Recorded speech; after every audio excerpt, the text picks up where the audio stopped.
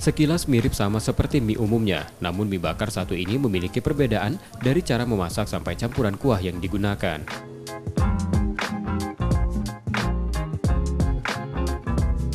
Pembuatan mie bakar menggunakan mie kuning,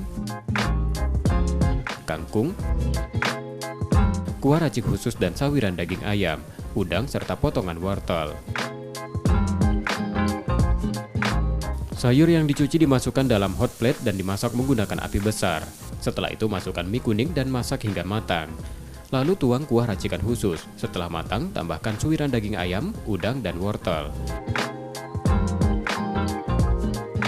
Tribudi Setiawan, pembuat mie bakar kuah mie celor dan tekwan menerangkan, mie bakar dibuatnya sejak pandemi COVID-19 merebak.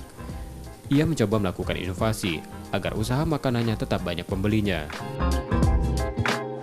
Dari tekniknya kita berbeda ya, ada api yang tinggi dengan mie yang dibakar. Biasanya direbus, digoreng. Kali ini kita dibakar, jadi untuk daya saing juga agak berbeda. Jadi kan dari rasa memang sangat cocok sekali dengan lidah Palembang ya, ada asam, manis, pedas. Apalagi identik dengan rasa udangnya di sini ya. Pelanggan mie bakar mengaku, campuran kue mie celor dan tekwan dalam sajiannya membuat mie bakar semakin berbeda dari mie lainnya.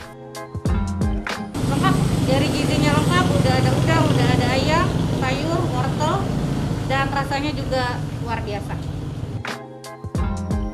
Satu porsi mie bakar dibanderol mulai Rp17.000 hingga Rp23.000, tergantung tambahan toppingnya. Nur Muhammad, Kompas TV, Palembang, Sumatera Selatan.